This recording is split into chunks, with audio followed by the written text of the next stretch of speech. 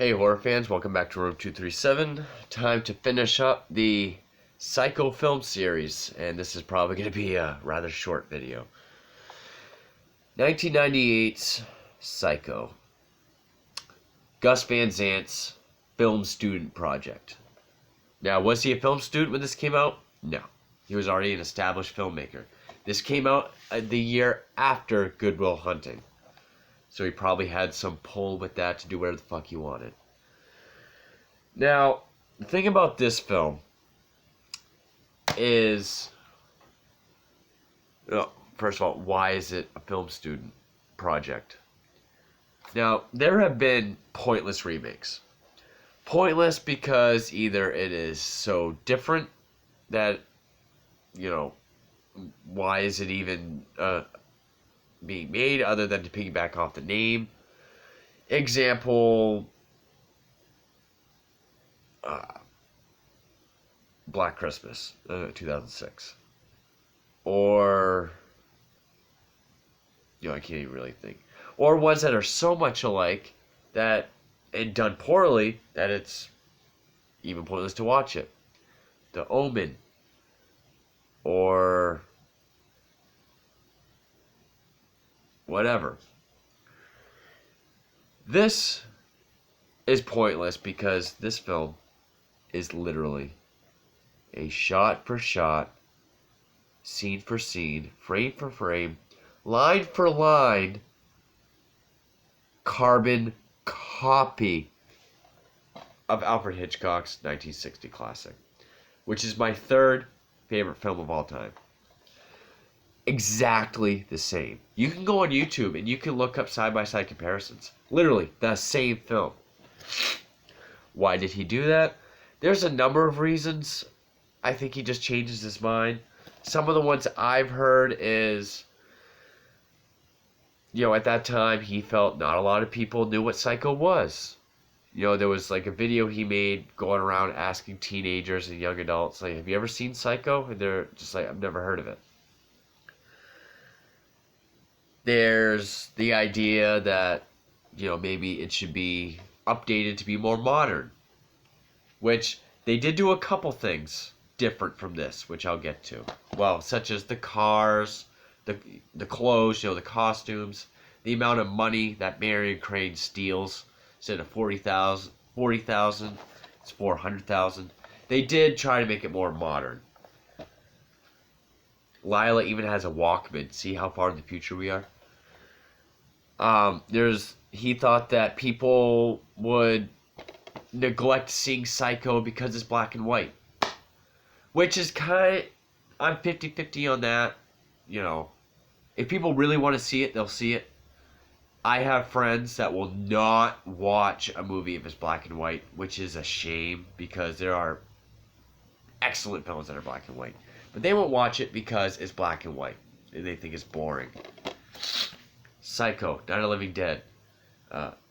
All the Universal Monster films. Eraserhead. Hell, it's not even horror, but Clerks. One of my favorite films of all time.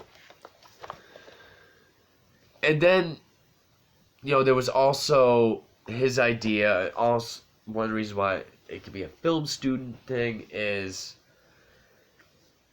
can you take a movie as classic and iconic as Psycho?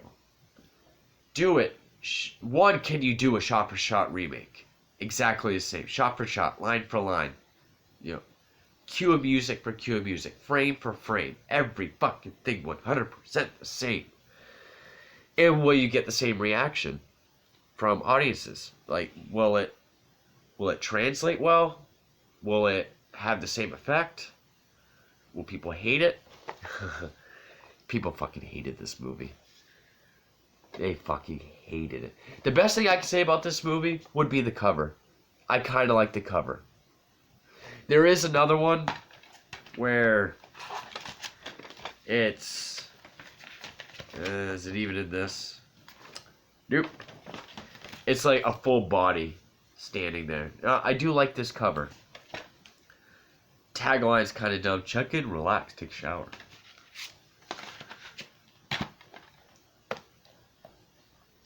So yeah, and doing a shot-for-shot remake of a classic is something a film student would do to like show his understanding of, okay, lighting for this effect, music for that, different angles, and to really show that they understand how to make film.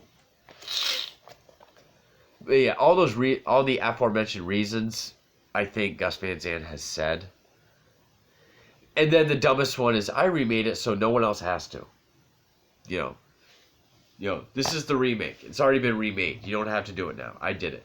And some people even think he purposely made it shitty so that, you can't look at this one and be like, oh, well, I like the newer one better. I guess it's debatable. But yeah, completely shot for shot. I mean, again, go on YouTube and look up side-by-side comparisons. So why does this fail if it is 100% the same movie? Let's look at the number one issue. The casting. You have Vince Vaugn as Norman Bates. Granted, this was before Vince Vaugn became the sort of comedic actor he become known for. This is when Vince Vaugn was sort of in anything to get big. He plays Norman Bates terribly. One of, if not the worst casting choice in the history of film. At least with Anthony Perkins, the idea of the movie is, or at least at first, is, he's a normal looking guy. He's very kind. He has some charm to him, but there's something off.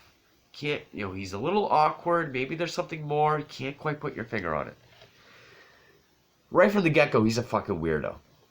He's always quirky, and after everything he says, just a little, and just really over the top in some scenes. Like one of my favorite scenes from the original, when sandwiches in the parlor, talking about the stuffing of birds and mother, what she's become, and putting her away. Just Vince Vaughn is just like, when he's supposed to be intense, he's very intense. He doesn't have this natural, gradual feel, authentic feel that Anthony Perkins brought. Even lines like, we all go a little mad sometimes, and a boy's best friend is his mother. Two things that when Anthony Perkins says them, they're a little threatening. You don't know why, but they're a little threatening. When Vince Vaughn says them, they're just, it ruins the lines. It feels like, it sounds like a stupid ass line. Of course, he always has that, stupid haircut too. Like, it's really short. It doesn't really, I don't know, he just looks weird. Another difference they added, apart from the amount of money stolen, is when Norman takes down the painting to look through the peephole to watch Mary get ready for the shower. When it's the close-up of his eye, we hear zoop, and we hear it's some moaning. Great.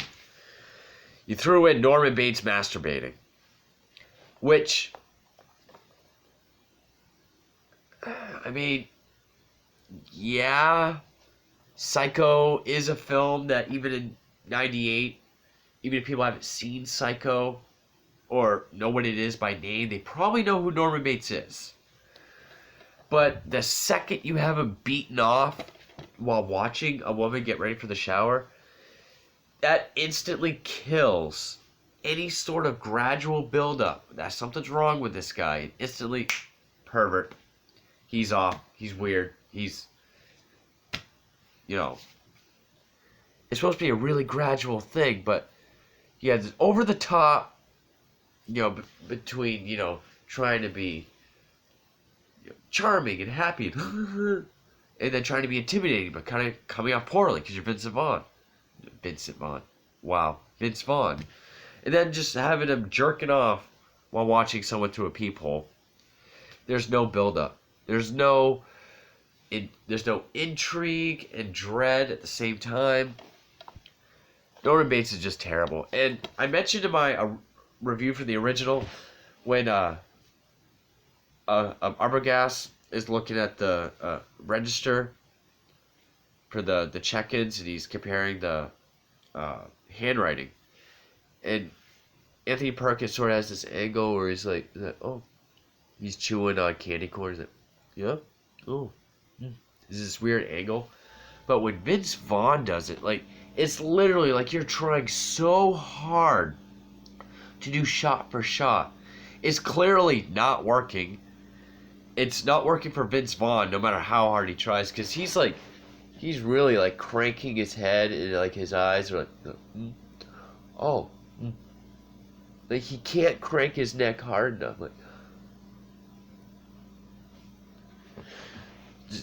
awkward to watch, and not awkward in the way that this was, where it was interesting. Just awkward, like, oh, gotta break my neck up on that. Yeah, Vince Vaughn as Norman Bates, fucking terrible. Next one, Anne Hesch. Marion Crane in the original, played by Janet Leigh, one great performance.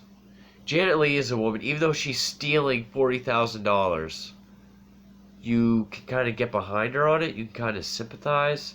She's not doing it to be a thief. She's not doing it out of malice. She really wants to have a life with her boyfriend, owes a bunch of alimony, his father's debt. That's why they can't be together. It was sort of seduced upon her, if you will. You know, the way the guy says, I never carry more than I can afford to lose. All that money. You ever see that much money? God, you could solve all your problems with that. So you can kind of sympathize with her, see why she's doing it. Anne Heche, you don't feel a damn thing for. She's just, Marion Crane's a character that's stuck. She's stuck in a hole, and she's kind of helpless. But at least with Janet Leigh, you sympathize with her. She just takes to the level of, well, I'm just a bitch to everyone. I just have a bitchy attitude. And I think that's how, in my opinion, that's how Anne Heche plays her. No sympathy towards her. You don't really care when she dies. She doesn't bring much presence to the role. She's just there to deliver lines and then get killed. I will say the rest of the cast, because a lot of people didn't really like, John Gavin or Vera Miles in the original. They thought they were just sort of undeveloped characters and boring. I didn't mind them, but in this, Sam and Lila are played by Viggo Mortensen and Julianne Moore. Now, Julianne Moore is one of my favorite actresses. And she has a personality in this one. I will give her that. She actually, she is sort of like I demand to know where my sister is. I demand we do this to find her. The supporting cast may bring a little more to their characters than in the original. I can say that. I think the best casting would be William H. Macy as Arbogast. Which, it's kind of funny, Cody Leach, another user on YouTube, he just went through this whole series, and I watched his review on this, and something I never picked up on. Like, yeah, everyone looks a bit more modern. Well, actually, Anne Heche's wardrobe kind of looks like the 60s, but, everyone else looks modern. Like, Julianne Moore has, like, a Walkman. Everyone looks like they're in 1998. But William H. Macy, as a private investigator, he still has the fedora, the suit, is still the sort of like that sort of acting that's like that fast way of talking, or sort of that old schooly acting. But I thought William H. Macy was perfect. I thought he was a perfect choice. And still making him look like a 1960 private investigator didn't detract from the film at all. They still did the whole face cut and like the falling down the stairs, because of course it's jumping shot. Which also, shot for shot, another thing that doesn't work is the silhouette of Mrs. Bates. In the original film, the hair's like back in a bun, and the shadow is cast perfectly over the face, but you can see the eyes, and it's very eerie. With this, it's like long hair that's down, and you can kind of tell it's Norman Bates, like, all dopey. And when you colorize it, it takes away the effect of the silhouette. It lights up the face more. There's another thing about... That's not entirely Vince Vaughn's fault, but, you know, even the look of Mrs. Bates is pretty terrible. So the only positives I could give this would be, okay, they updated it to $400,000. They modernized that, okay. And the supporting cast isn't bad. Julianne Moore was... You know, I actually liked Vera Miles in the original Psycho. John Gavin, I would say, is a bit more just like, you know, kind of... Oh, well, now you hear. There's only so much I can take now, huh? But Viggo Mortensen was more of like a natural kind of person. William H. Macy, I thought, did very well as Arbogast. But, fucking A, man. And then, like, the whole thing, like, at the end with the, I'm not even gonna swat that fly. You know, Anthony Perkins had that, like... It was, like... It was sinister. When Vince Vaughn does it, he just looks goofy. Like...